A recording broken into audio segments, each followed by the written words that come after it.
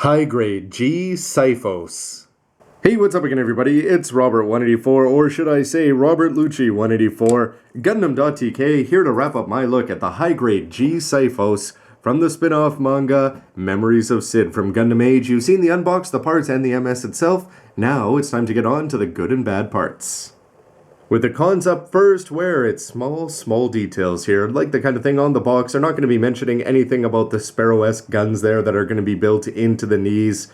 Most of the focus for a Pirate Gundam and for the MS design here, it would have been very cool as we've already seen a variation of this Gaiden variation, where we got to see him with a snake whip. It's the kind of thing where if they had thrown that in as an extra weapon, I definitely would have been paying another couple hundred yen with that without any qualms whatsoever. Nonetheless, it's just a little bit strange when you go back and compare it to the Crossbone X1, X2, X3, XO, or anything like that are known for having a multitude of tricks, which pirates are somewhat known for.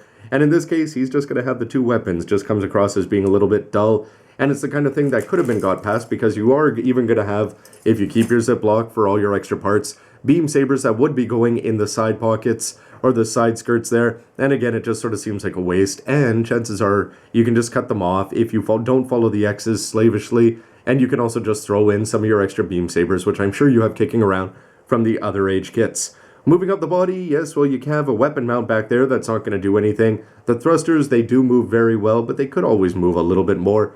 Perhaps these gray parts here on the shoulder could move up and down, but outside of that, and the fact that you've got seals on the shoulders, otherwise you've got it's all plastic here. Would have been nice if they had just gone with the purple blue there in plastic as well.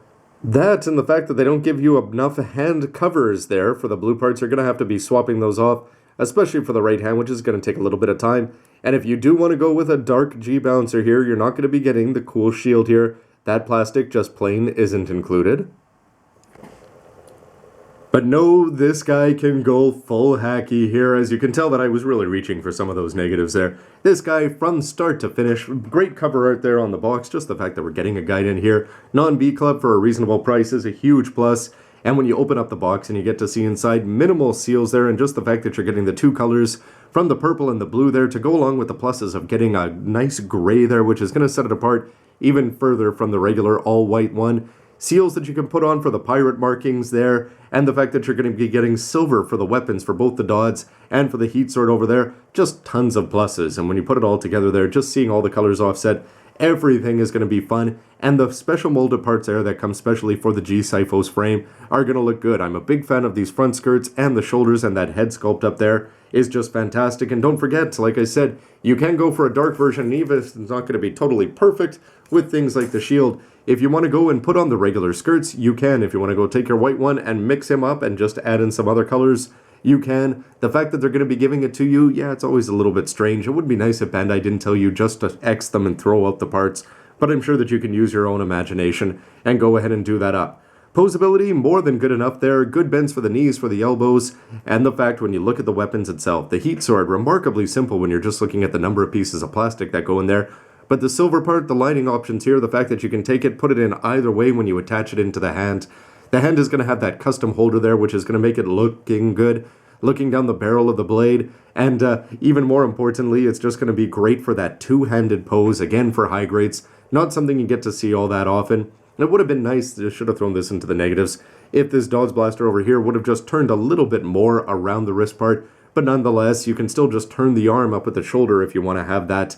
And the fact that this part here is going to go up and get in the way, we'll just bend it out of the way. Still a plus to have it in silver, and the fact that it's made up of a few parts, though, it's not really a knock against this. If you wanted to go add some metallic paint or something to it, I hardly lined it at all, and I still think it looks fantastic right out of the box, and that's going to be due in no small part to the great details that are going to be going into that head sculpt, with the part on the back looking good, the ears, and most importantly, that seal there, I'd say, that's going to be providing the gray on either side of the already gray faceplate. He's just going to look good right out of the box with just simple seals. Because he's a dark kit, you hardly need any lining. Although, nonetheless, I'd say that the black is going to look pretty good there when you put it on the purple. This guy, in terms of looks, playability, options, and just general all-round piracy, all things considered, how could he not get an overwhelmingly positive verdict here? He's just a lot of fun to put together. Space pirates are always a great idea here. Multiple colors, good posability, play options. Everything about this guy just screams he captures the fun of the manga. And he's definitely got more of a lighthearted feel to it. The color scheme, yeah, maybe if it had been black, more similar to the Dark Hound would be cool. It sort of seems upon looking around this one more time that around the box, he is going to be coming across as a little bit darker. Nonetheless, he fits the Vicidian theme quite well, and it's the kind of thing that you'd have to wonder if we had him in a few more grades, how would he sell and could he go on to the kind of success that we've seen with the Astray red and blue frame over the years? So what do you think here for future speculation? It seems like the Master Grade, it's the kind of thing if we had gotten a 1/100th line that we've already seen with so many Gundam series over the years, that we probably would have got a G-Bouncer, you'd think, in the second generation, and a G-Bouncer lends itself very easily to just a plate of add-ons here for this G-Xiphos. So the question is going to be, since it seems like things have slowed right down with no signs of a double bullet or anything on the horizon, if we're not getting a double bullet, which is that easy to remold, what are the odds of a Master Grade of this and then a G-Xiphos possibility after that?